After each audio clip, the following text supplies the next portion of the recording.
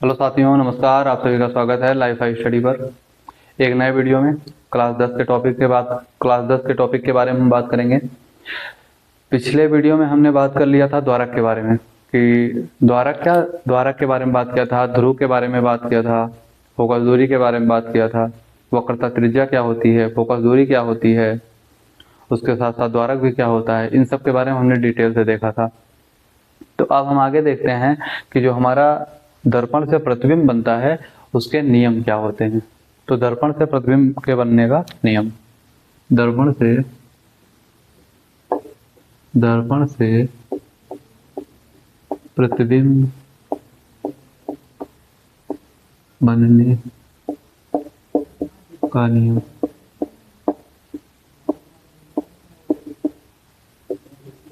किस तरीके से हम देखेंगे दर्पण से प्रतिबिंब बनाने का नियम। लिख दो, बनाने का नियम। तो देखिएगा, इसमें हम 3 नियम देखेंगे। उन्हीं 3 नियम का यूज करके हम दर्पण से प्रतिबिंब बनाएंगे। तो पहला नियम देखिएगा,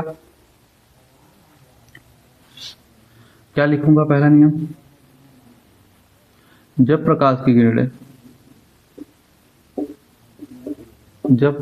किरणें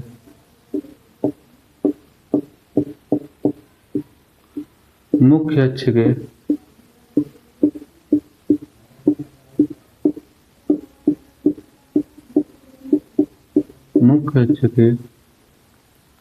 जब प्रकाश की किरणें मुख्य अक्ष के समांतर होती हैं तो दर्पण के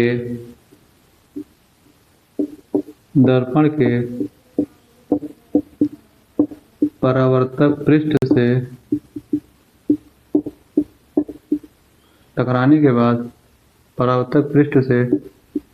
टकराने के बाद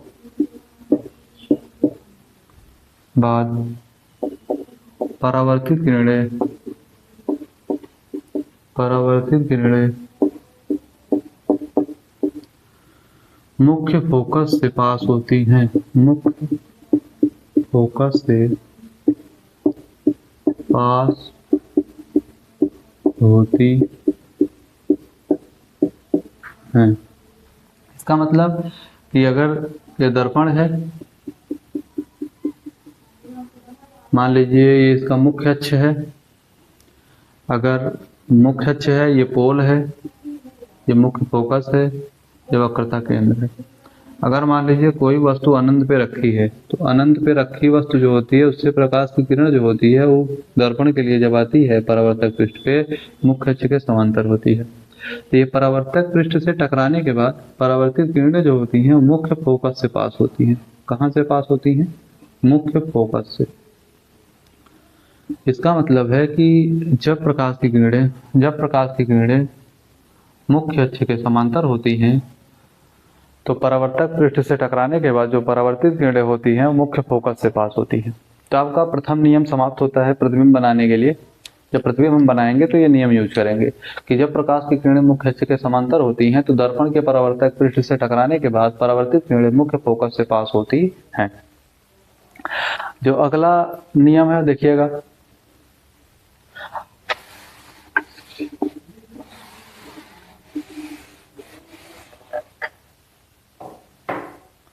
अगला नियम, जब प्रकाश की किरणें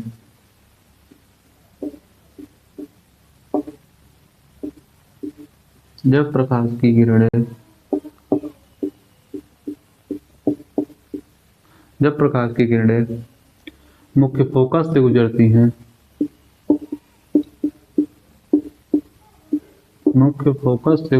हैं तो परावर्तक पृष्ठ से टकराने के बाद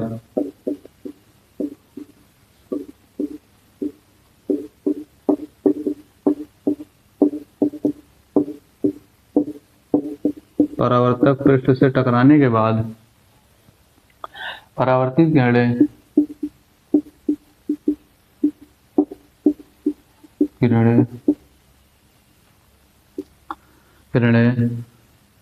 मुख्य अक्ष के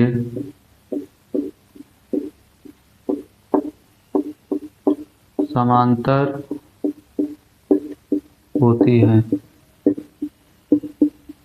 देखिएगा, जैसे मान लीजिए दर्पण है, ये क्या है? मुख्य अक्ष। ये क्या है? पोल। ये क्या है? मुख्य फोकस। ये क्या है? वक्रता केंद्र। जब प्रकाश की किरणें मुख्य फोकस से पास होती हैं तो परावर्तित किरणें मुख्य अक्ष के समांतर हो जाती हैं। जिसका मतलब है कि जब प्रकाश की किरणें मुख्य फोकस से पास होंगी तो परावर्तक पृष्ठ से टकराने के बाद जो परावर्तित किरणें हैं और मुख्य फोकस से पास होती हैं। यह रहा हमारा दूसरा नियम। आइए तीसरे नियम की बात करते हैं।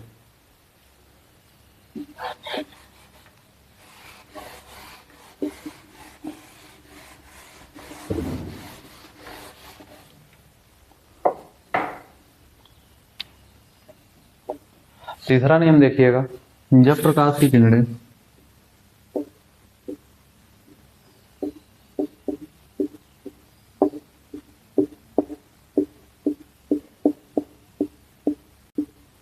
वक्रता केंद्र से पास होती हैं या गुजरती हैं, जब प्रकाश की किरणें वक्रता केंद्र से पास होती हैं या गुजरती हैं तो परावर्तक पृष्ठ से टकराने के बाद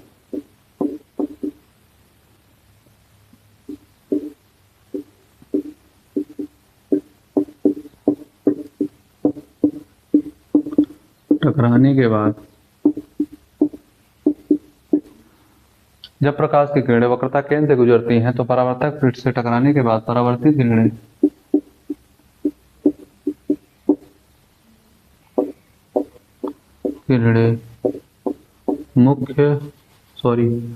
वक्रता केंद्र से गुजरती हैं तो फिर से उसी मार्ग पर वापस चली जाती हैं। तो परावर्तित किरणें पुनः उसी मार्ग पर वापस चली जाती हैं, वापस से गुजरती हैं। जैसे देखिएगा, जैसे ये मान लीजिए दर्पण है,